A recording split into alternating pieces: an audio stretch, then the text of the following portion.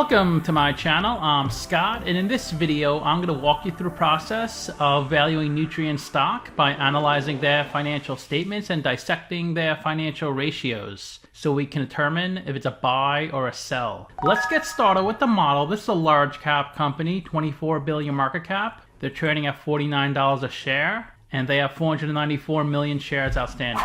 Let's look at their financials. The way you value a company is you estimate the free cash flows into the future, and then you discount those numbers back to today's value. That's what we're doing in this video. And free cash flow is cash flow from operations minus capital expenditures. Really nice free cash flow growth from 2020 to 2022. It hit 5.7 billion, the highest ever. Then it was cut in half in the trailing 12 months at 2.8 billion. Net income is the profit or loss on the income statement. It's revenue minus expenses. And look at this growth from half a billion to 7.7 billion, down to 2.2 billion in the trailing 12 months. Revenue is a sales for the company, and their sales move with the price of potash. They're the largest producer of potash in the world. Potash is used to make fertilizer. Their revenue grew 33% from 2020 to 2021. It grew even more, 37% into 2022, 38 billion, but then it declined 18% to 31 billion in the trailing 12 months. And if you looked at the price of potash, it has a similar trend, up in 2021 and 2022, down in the trailing 12 months. We estimated 4 years of future free cash flows. We also estimated a terminal value, which is all cash flows past year 4, that's 36 billion. We discounted the numbers back to today's and weighted average cost of capital. We get a value of the company of $32 billion.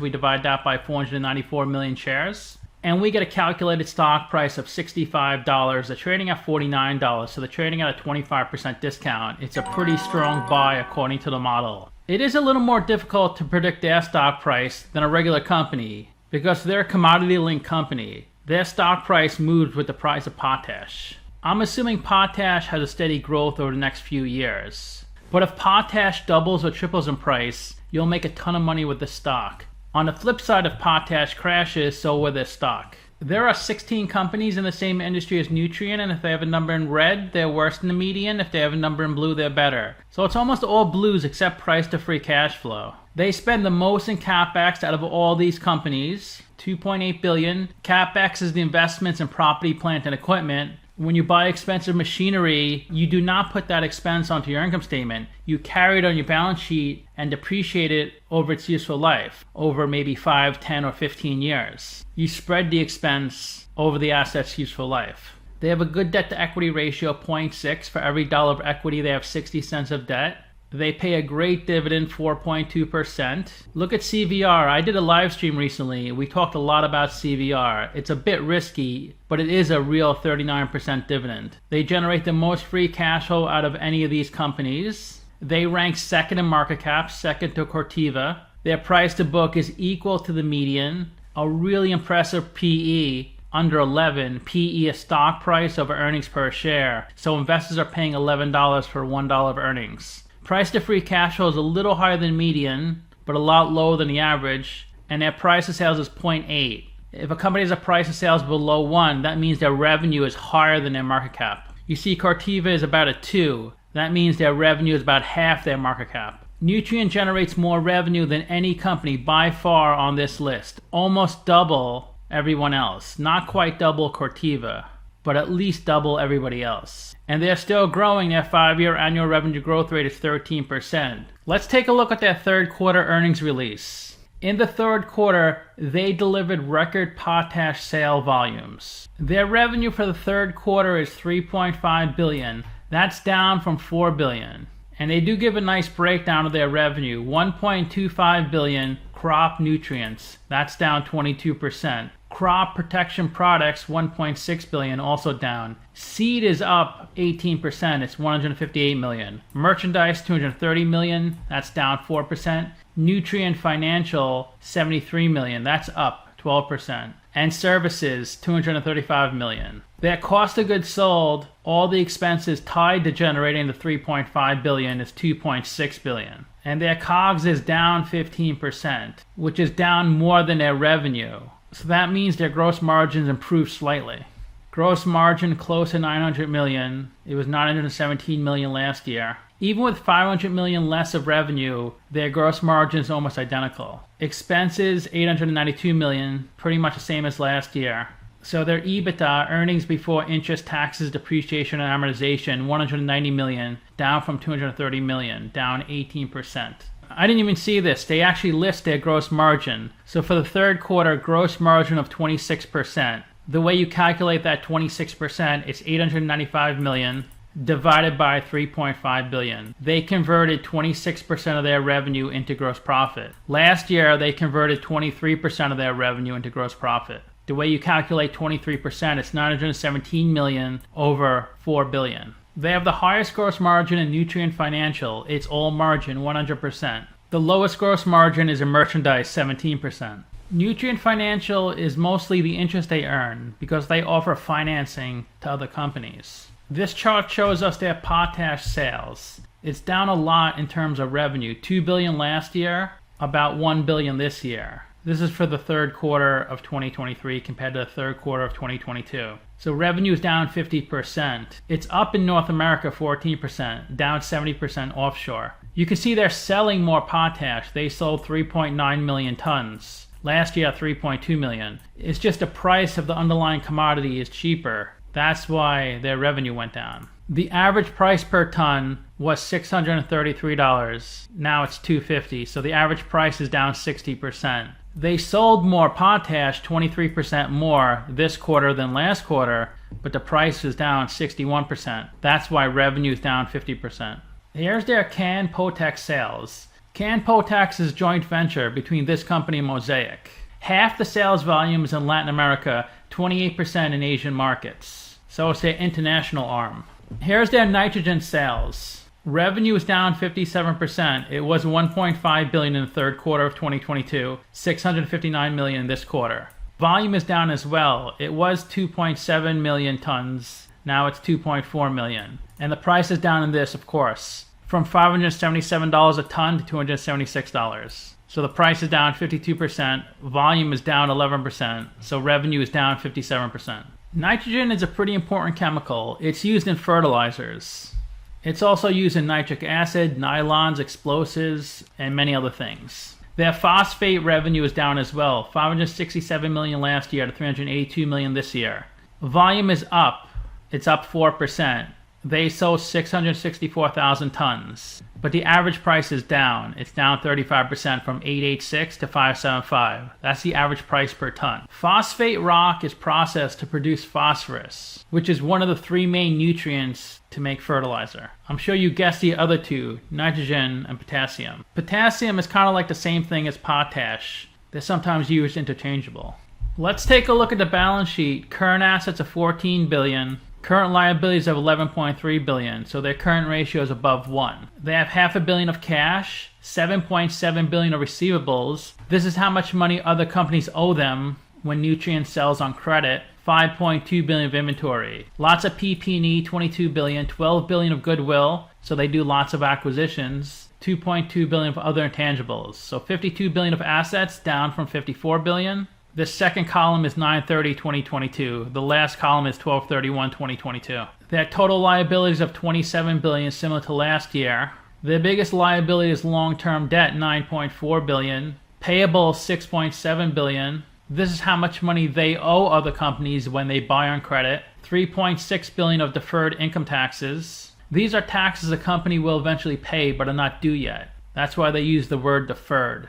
And their assets, 52 billion minus liabilities, 27 billion, give you your equity of 25 billion. Equity is the value of the company according to the balance sheet. So they raised 14 billion from selling their business, selling stock, and they profited 12 billion from running their business. Retained earnings is a sum of all their prior net incomes minus the dividends they paid out. Let's take a look at their statement of cash flows. For the quarter, they had negative operating cash flow, negative 469 million. Last year, they had a positive 900 million. And the main reason was because they spent 2.6 billion in payables. This means they bought on credit in the past, but are paying for it this accounting period, this quarter. Same thing last year, they had a lot of payables, 2.8 billion.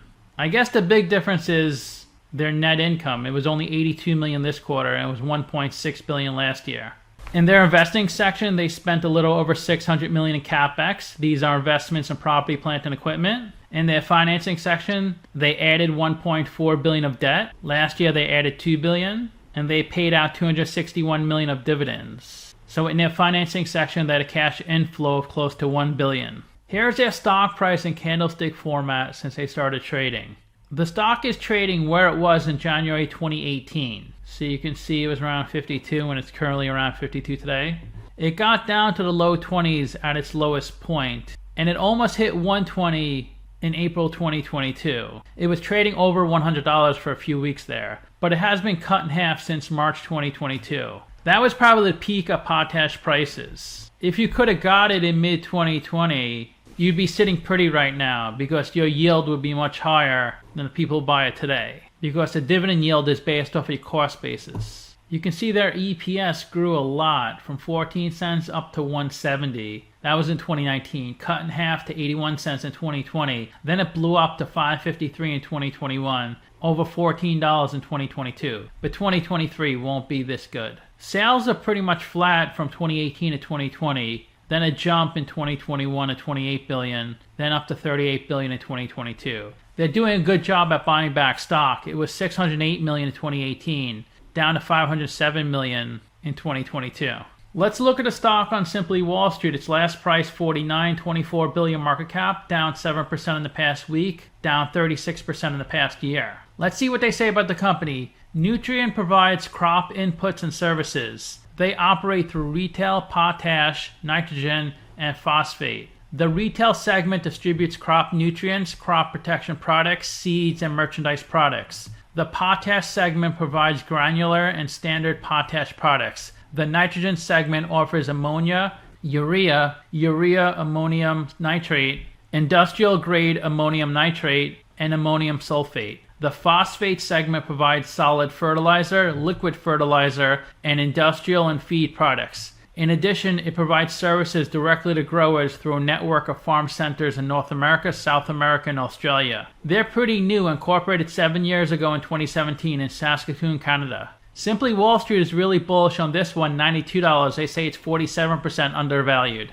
9 analysts priced this stock at $66, so everybody's saying it's undervalued. Their revenue in 2013 was $7.7 billion, down to $4 billion in 2017, but then it grew a lot over the next few years, up to $19 billion in 2018, peaking at $37 billion in 2022. It's currently $30 billion. And the forecast for 2026 is $31 billion. Here's their debt since 2013. It was $4 billion, still around $4 billion in 2017. Then it jumped up to $13 billion in 2018. Then you could see it's been up and down, up and down. It's currently $14 billion. But their equity is always higher than their debt. Their equity is $25 billion, debt of $14 billion. So 55% debt to equity ratio. The green line on the bottom is their cash. So they don't keep too much cash on their balance sheet at any given time. Only $500 million currently. The CEO's salary is $800,000. Total compensation, $8.7 million. His tenure as CEO is 2 years. Lots of insider buying. Doesn't look like anybody's selling. That's a good sign. Not that many shares though. About 17,000 shares have been bought by insiders. 70% of the companies held by institutions and 30% by the general public. Vanguard is their biggest shareholder at 3.65%. Vanguard has $7.7 trillion of assets under management. Deutsche is number 2, Mackenzie number 3. Mackenzie is one of Canada's largest investment firms. More Canadian companies, RBC, Royal Bank of Canada, BMO, Bank of Montreal. Nutrien is a Canadian company, so that's why there's so many Canadian companies owning the stock. Toronto Dominion Bank, Scotia Asset Management, CIBC. That stands for Canadian Imperial Bank of Commerce. Buell Goodman, they're located in Toronto. Their employee count has gone up a lot. In 2017, it was only 5,000. Then likely through acquisition, it grew to 20,000. It's currently 25,000. That's in 2022 though. And the ticker trades on the TSX, Mexican Bolsa, New York Stock Exchange, Deutsche Börse, and London Stock Exchange. So let me know what you think. Give the video a like, subscribe, or comment below. If you'd like to get a custom valuation or just support the channel, you can become a member by clicking on the link in the description below. Thanks for watching.